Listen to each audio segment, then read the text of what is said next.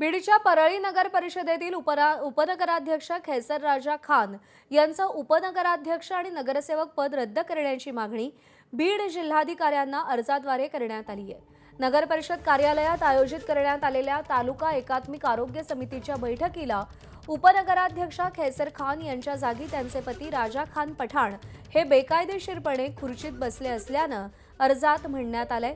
दरम्यान हा सगळा प्रकार गंभीर आणि बेकायदेशीर असल्याचं अर्जात नमूद आहे। आता जिल्हाधिकारी या अर्जावर काय कारवाई करतात हे पाहावं लागेल।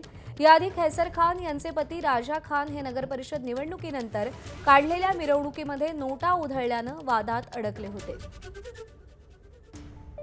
शासनाचा असा आदेश आहे की जी महिला सरपंच असो, नगराध्यक्ष असो, नगरसेवक असो, त्या महिलेनंच कारभार करायचा। पण परळी नगर परिषदेमध्ये जो स्वतः गुत्तेदार असणारा राजा खान हा त्या ठिकाणी बसलेला आपण बघितलेला आहे आणि हे सगळे पुरावे माननीय जिल्हाधिकारी साहेब यांना दिलेले आहेत।